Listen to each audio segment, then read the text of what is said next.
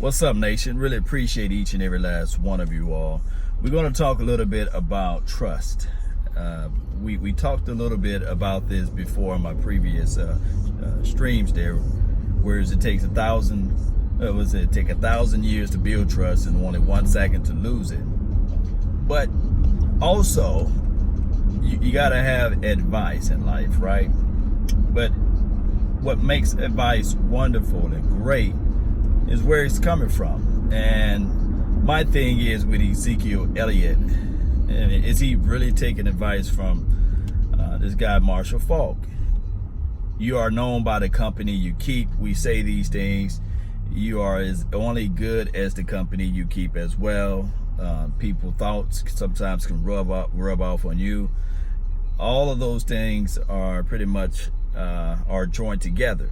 So what I'm saying is that Marshall Faulk got a belief that some of the players, well, according to his statement that he made on, and I think it was Rich Eisen show, he said that Dak Prescott is a bum, when he get paid or whatever you.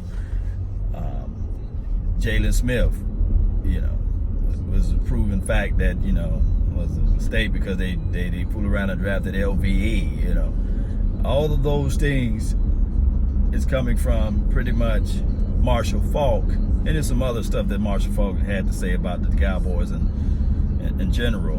And what I'm saying is that Marshall Faulk and Ezekiel Elliott, they both have the same agent.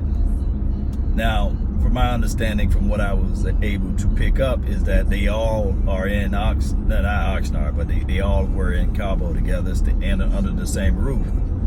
So sometimes be careful of where you get your advice from, because now what people do is they put you all in one boat.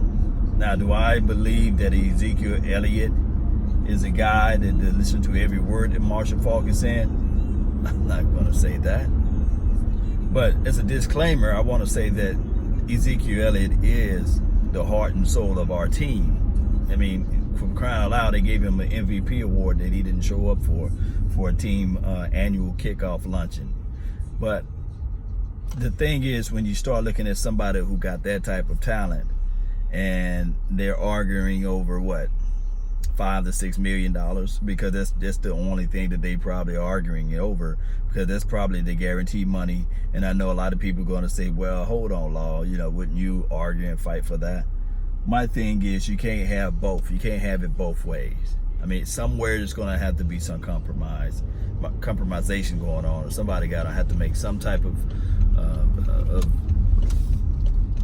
a stance to say, okay, this is what my value is, and this is what the team can honor to generate my value.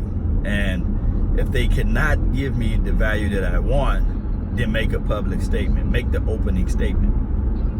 Because now you have a lot of speculations out there.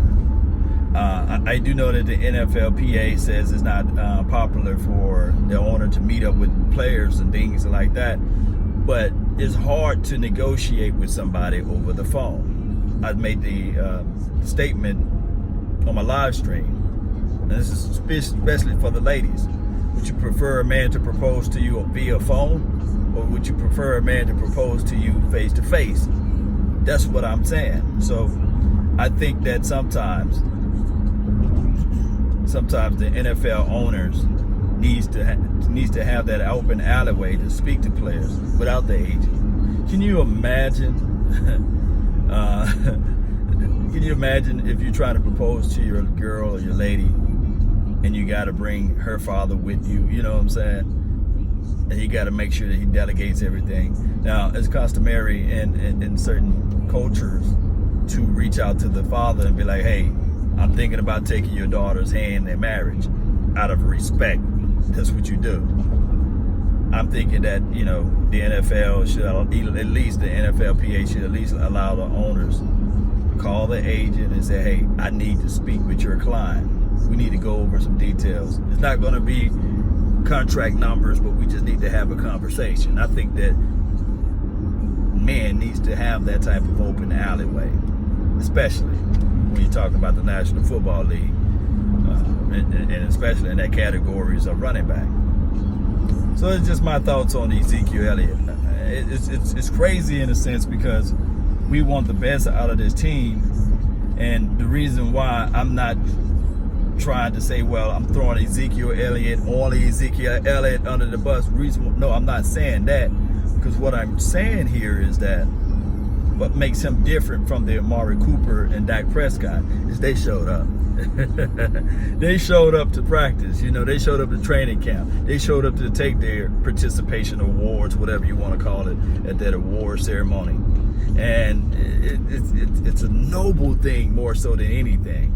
And that's why half of the fan bases are kind of like, man, I'm kind of upset at Ezekiel. How dare he have the nerve to be so I guess you could use this word, sensitive about Jerry Jones' comments and things like that. So those are things that I'm looking at in the total picture of everything. Now, Jerry Jones did say this. He believed that Ezekiel Elliott will be back out there on the field. And I 100% agree with him.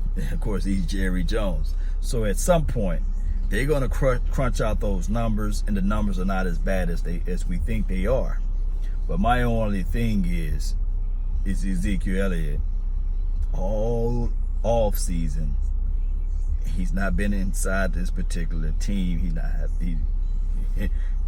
He didn't get no hits. He didn't get this and that stuff done to him. So this is going to be crazy in a sense. It's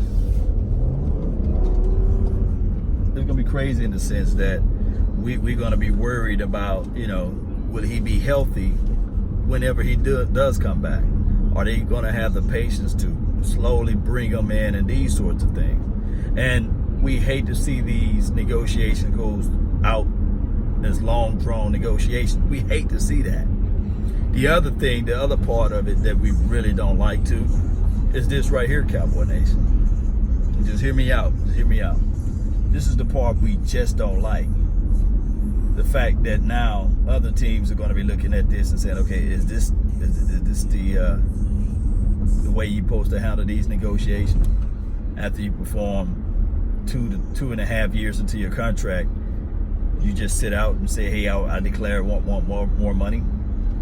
And I do know that people from the other side of it are going to be like, wait a minute.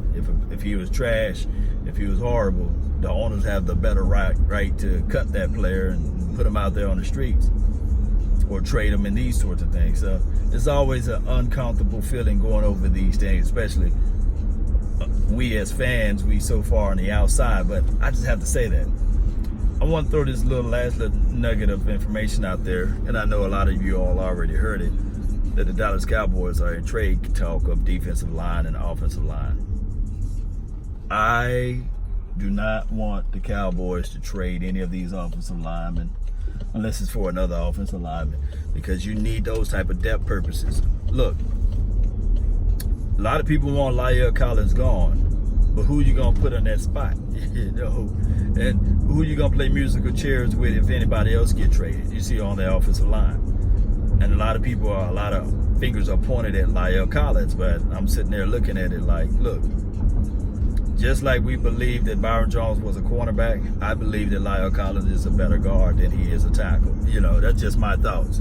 I don't think that you should trade him regardless of the situation. But this defensive front, if they want to trade tacos for I guess other depth purposes and these sorts of things, and you really believe in Joe Jackson, I'm saying that Joe Thomas, all these Joes. But if you really believe in Joe Jackson, yeah, then make that deal. If you think that you can develop jokes to be a better taco, then make that deal. But I just don't see that you want to play Russian roulette with your offensive lineman. I just don't see that. I could be 1,000,000% wrong. Help me out, Cowboy Nation. Just help a brother out. But I'm looking at it like this. You keep that offensive lineman intact, because they have to be more of a solid unit. They got to have that continuity and rapport. That unit got to all be on the same page. Now the defensive front, they rotate anyway. So if they want to trade Taco, then make that deal.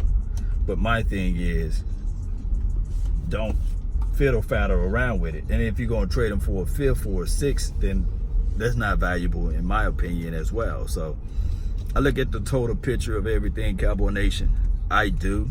But we got to see what this team is going to do down the line as it relates to trades and as it relates to Ezekiel Elliott. Like I said, I do believe that Ezekiel Elliott will play this year for the Dallas Cowboys. I just don't know when. I'm not going to lie to kick it. And I know you guys don't know when either. But we can still look at this team collectively and say to ourselves, this team is loaded. It's loaded. And they're a good running back core with Tony Pollard. And good is okay, but I want great. And I know you want great too. So let's continue to grind. I really appreciate each and every last one of you all. Thank you guys for the shine. I really do. Man, let's continue to grind, baby. The grind is necessary. Don't forget to hit that like button, share this content, share, and then also tell a friend, neighbor, foe where to go when they want to tune in to Law Nation Sports Talk. And remember, you're listening to nothing but the best. Salute. I'm out. Peace. Let's go, Cowboys. Let's go.